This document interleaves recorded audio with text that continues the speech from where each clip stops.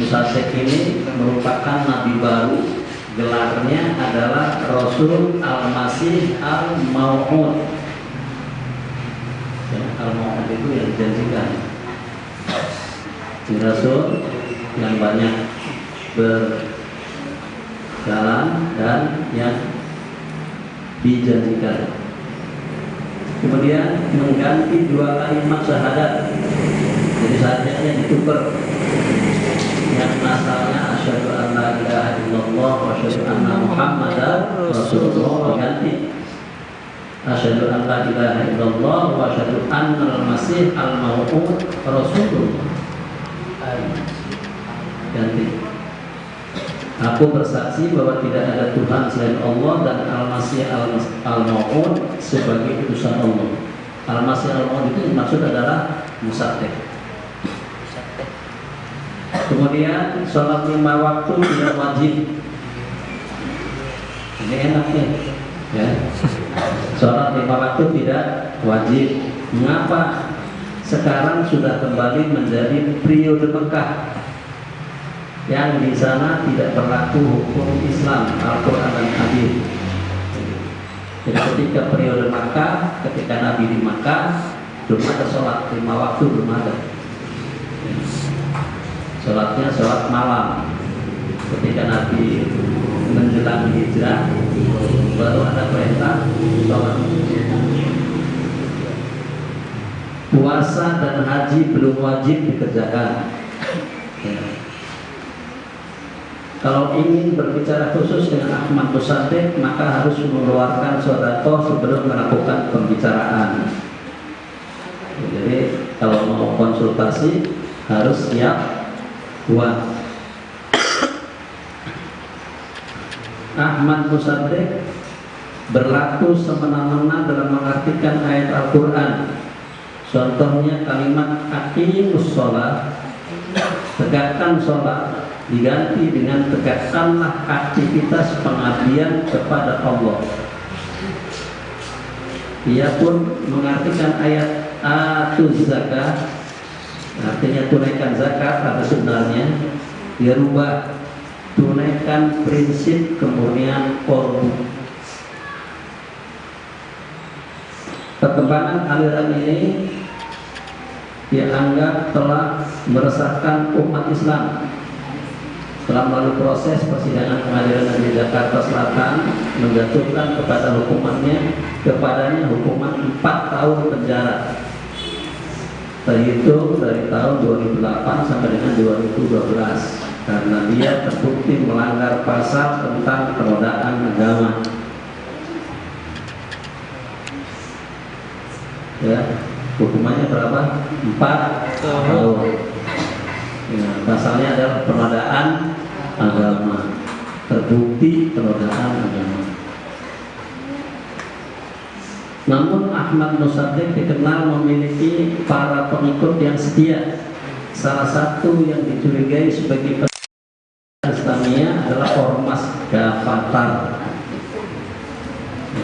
Ya, pernah dengar Gavatar? Ya, yang baru-baru dihebohkan itu. Gerakan Fajar Nusantara itu akarnya adalah Al-Qiyadah Islamiyah. Ormas ini dinilai demikian karena beberapa para pengurus intinya merupakan pengikut setia Ahmad Musaddiq. Ormas ini pun memiliki ADART, anggaran dasar dan anggaran rumah tangga yang patut dicurigai. Misalnya dalam satu poin ADART-nya menyatakan untuk tunduk patuh terhadap Tuhan yang Maha Esa, bukan Tuhan yang Maha Esa. Maksudnya kepada pimpinan, tunduk patuh kepada pimpinannya. Berdasarkan Fatwa MUI Pusat nomor 4 tahun 2007, aliran Al-Qiyadah Islamiyah termasuk di antara paham yang sangat menyesatkan. Jadi kita harus hati-hati. Ya, makanya di sini kita diminta untuk menghindari aliran besar. Ya, jadi bagaimana caranya kita menghindari aliran-aliran ini? Kita lihat tadi indikasi-indikasinya. Gitu ya. Kalau ada suruh tanda tangan, suruh ngaji di absen. Ya, kalau sekolah di absen, kalau ngaji di absen nggak kalau ngaji? Nggak. Bayar nggak kalau ngaji? Nggak. Ya. Ini diantara ini.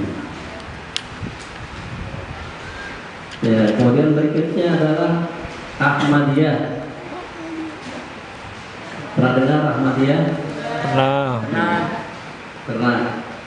Ini Ahmadiyah ini yang paling sulit di berantas, masih ngotot saja. Di sini di kita ini di Bekasi juga ada aliran Ahmadiyah ini di jalan Pangrango sana. Ada yang dari Pangrango nggak ada? Ada yang dari jalan Pangrango sih? Nggak ada ya? Nggak ada.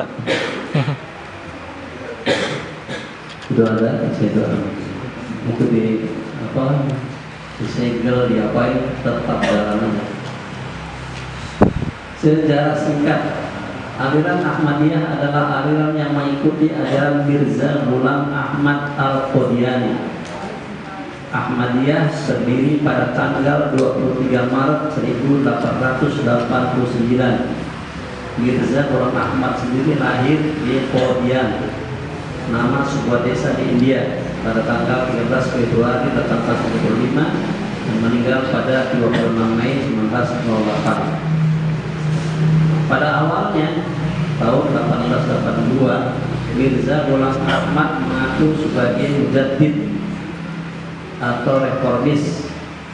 Namun pada tanggal 4 Maret 1889, usia 54 tahun saat itu, Mirza Ghulam Ahmad mengaku dan mengumumkan dirinya menerima wahyu langsung dari Tuhan yang menunjuknya sebagai Al-Mahdi Al-Ma'bud,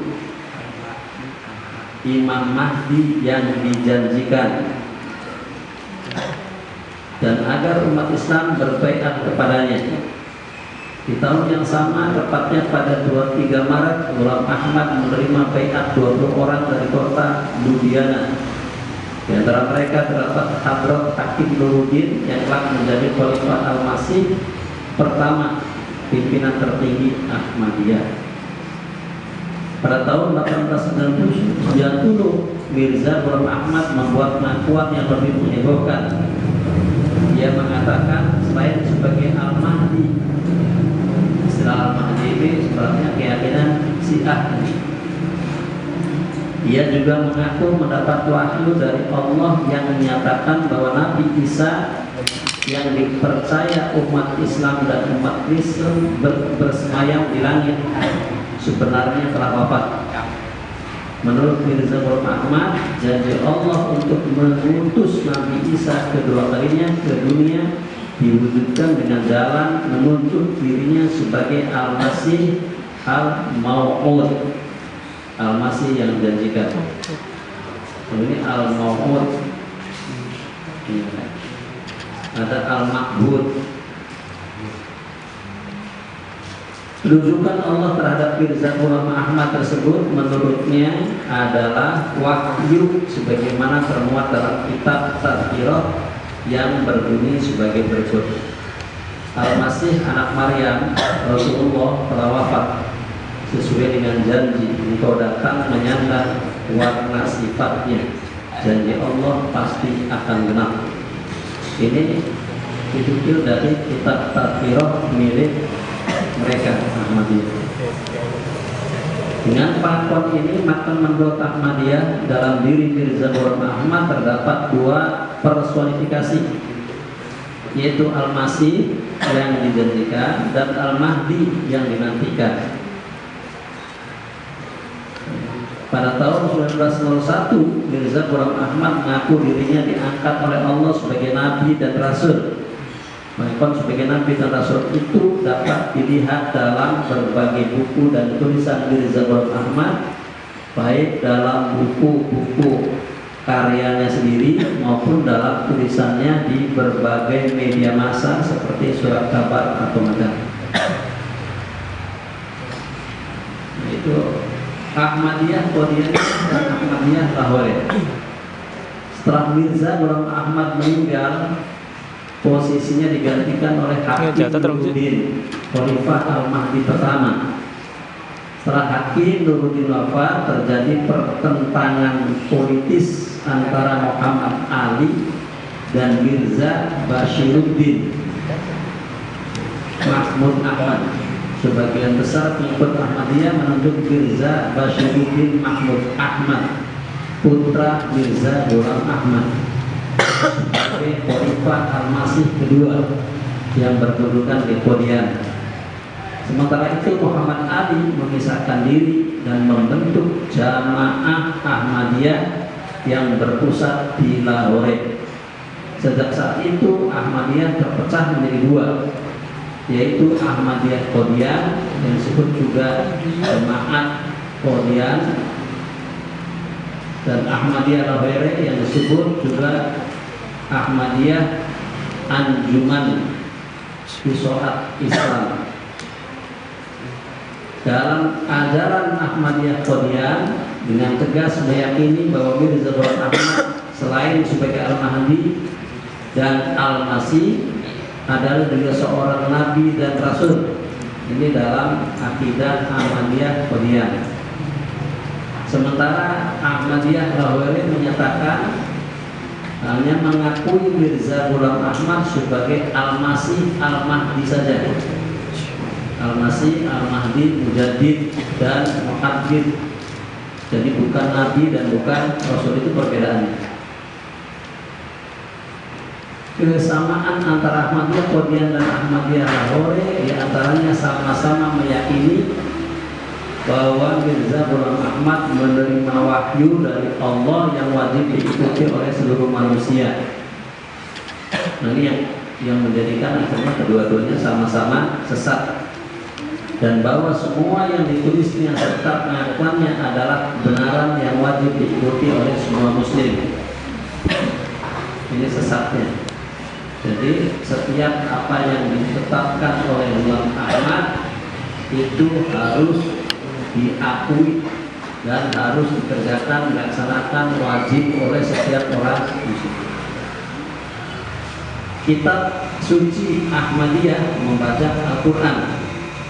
Kitab suci Ahmadiyah yang bernama Tadhkirah berisi pembacaan terhadap ayat-ayat Al-Quran. Menurut penelitian terdapat 132 ayat Al-Quran yang dibaca di dalam Tadhkirah.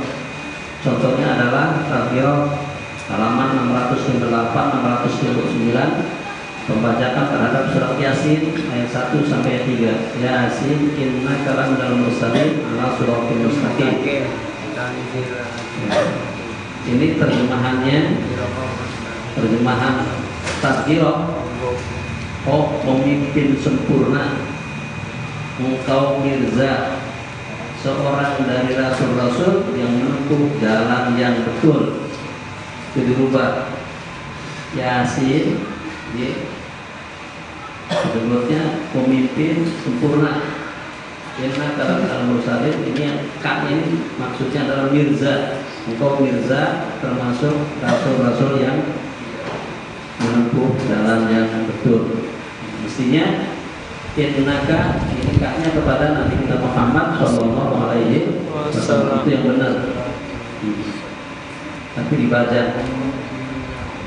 Kemudian Tadhkirah halaman 33, 523, 609, pembacaan terhadap surat Al-Baqarah 23.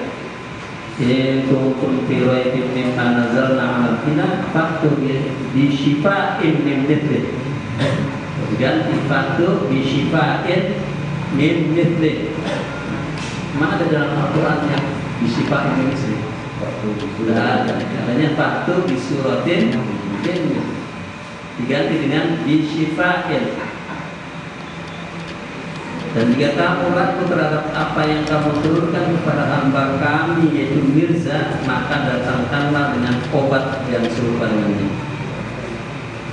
Kemudian Tadhkirah dalam halaman 436, pembacaan terhadap surat Al-Isra 79. Anta minni bimanzilati auladi, anta minni wa ana minka, nasa ayam apa maqaman mahmud. Ya. Terjemah terkira, engkau Mirza Ghulam di sisiku seperti kedudukan anak-anakku. Engkau dari aku dan aku dari engkau. Mudah-mudahan Tuhan membangkitkan engkau pada tempat yang terpuji. Di sini seperti orang Kristen berarti ya.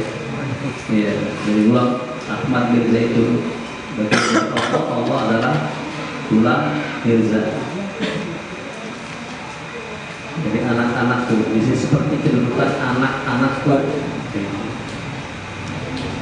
Dalil yang menolak Ahmadiyah surat Ahzab ayat 40, surat Maidah, kemudian hadis Rasulullah. Rasulullah bersabda, tidak ada nabi setelahku. Jadi kalau ada nabi, orang ngaku ada nabi berarti bohong. Organisasi Islam di seluruh dunia menolak untuk mengakui bahwa Ahmadiyah bagian dari Islam.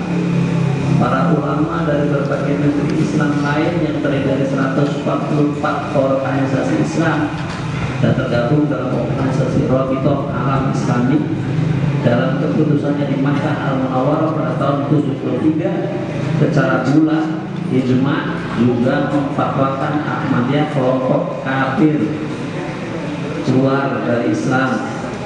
Di Pakistan, para pengikut Ahmadiyah dimasukkan ke dalam agama minoritas seperti agama yang lain di luar Islam, tidak sebagai kelompok di dalam Islam. Negara-negara Islam yang lain pun ikut menolak Ahmadiyah seperti Malaysia, Brunei Darussalam, negara-negara Timur Tengah dan lain-lain. Karenanya penolakan serentak semua organisasi dan negara Islam di seluruh dunia terhadap Ahmadiyah ini diistilahkan sebagai ijma al-majami, kesepakatan bulat. Bagaimana di Indonesia? Di Indonesia meskipun MUI dan semua ormas Islam telah menyatakan penolakan, tapi pemerintah pusat belum mengeluarkan putusan tegas tentang pelarangan Ahmadiyah di Indonesia.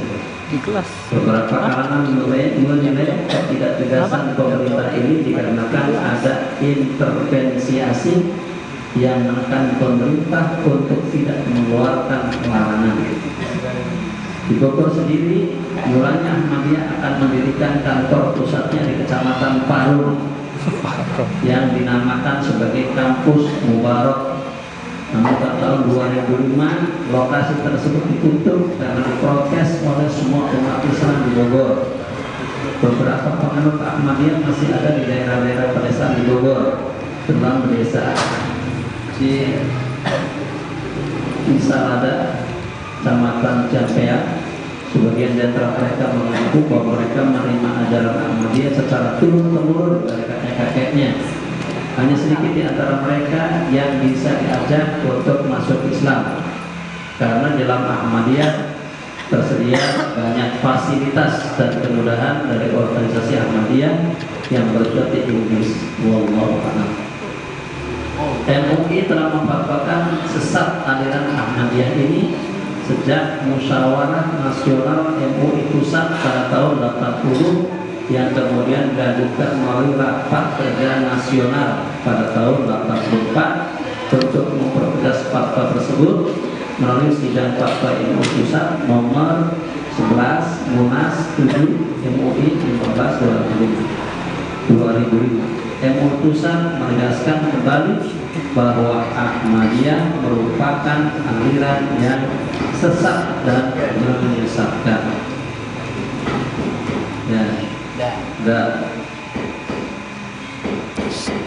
Ada yang mau nanya dulu?